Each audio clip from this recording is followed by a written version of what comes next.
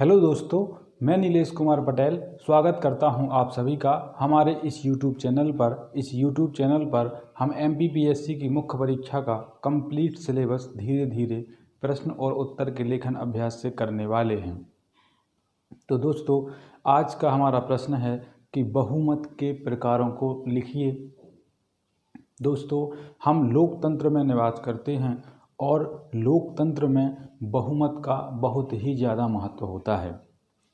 बहुमत के आधार पर ही सरकारों का निर्माण होता है, बहुमत के अभाव में सरकारों का विघटन होता है और बहुमत के आधार पर ही सदन में यानी लोकसभा व राज्यसभा में प्रस्तावों को, विधेयकों को पास किया जाता है।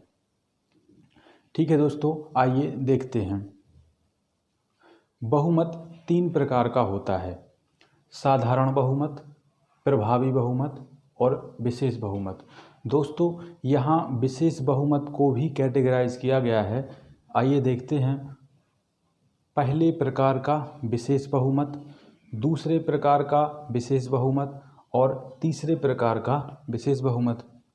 ठीक है दोस्तों, तो अब हम इन सभी प्रकारों को डिटेल में पढ़ेंगे, इनकी बारीकियों को समझेंगे और इनका विस्तृत अध्ययन करेंगे।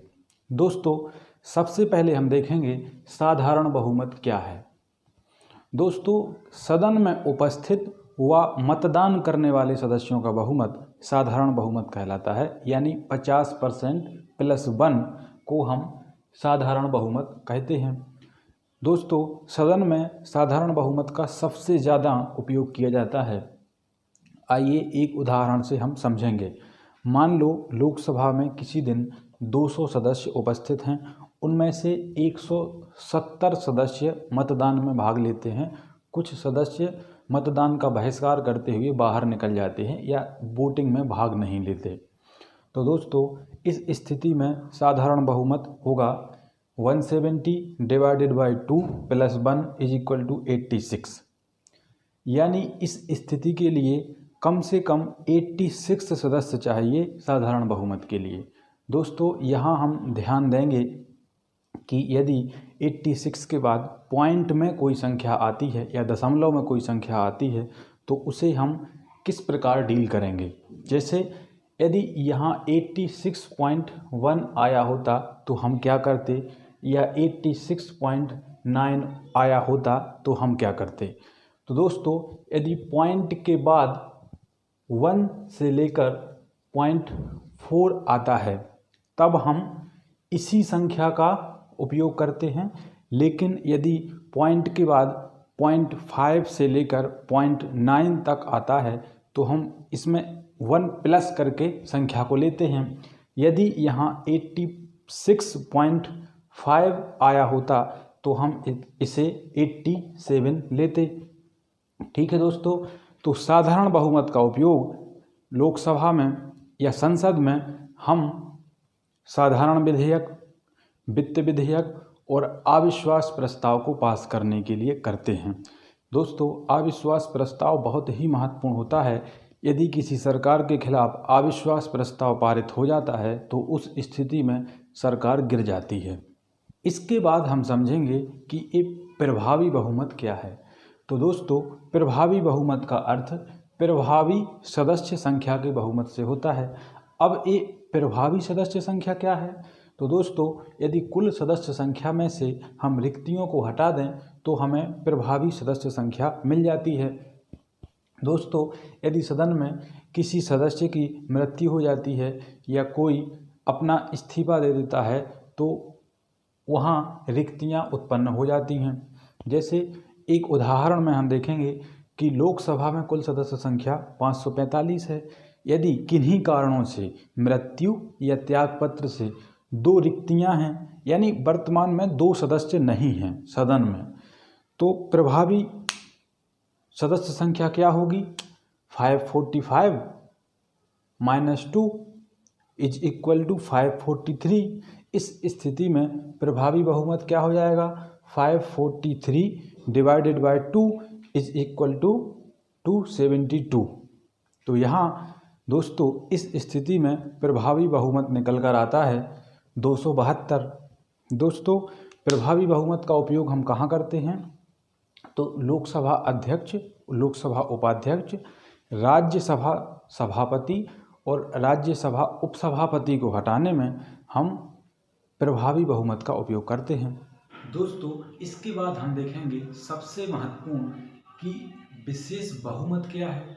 तो दोस्तों, 2/3 सदस्यों का बहुमत विशेष बहुमत कहलाता है। जैसे हमने चर्चा की थी कि इस विशेष बहुमत में भी 3 प्रकार के विशेष बहुमत होते हैं। तो उनमें से सबसे पहले दोस्तों हम देखेंगे पहले प्रकार का विशेष बहुमत।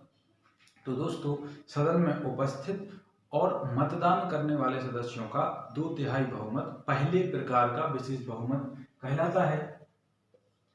आइए एक उदाहरण से हम इसको समझेंगे। माना किसी दिन सदन में 200 सदस्य उपस्थित हैं, उसमें से वोटिंग में 180 सदस्य हिस्सा लेते हैं। तो दोस्तों, पहले प्रकार का विशेष बहुमत होगा 180 इंटू 2/3 इज इक्वल टू 120। तो दोस्तों, पहले प्रकार के विशेष बहुमत को प्राप्त करने के लिए इस स्थिति में हमें 120 या 120 सदस्यों की आवश्यकता होगी।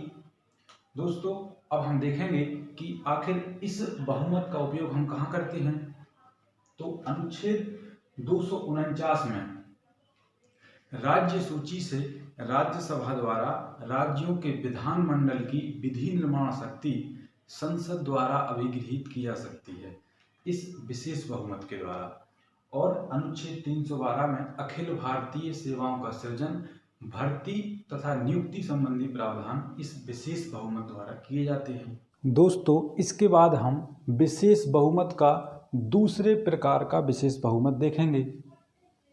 तो दोस्तों, उपस्थित प्लस मतदान करने वाले सदस्यों का 2/3 बहुमत जो कुल सदस्य संख्या के आधे से कम ना हो। तो सबसे पहले हम देखेंगे कि आधी संख्या क्या है।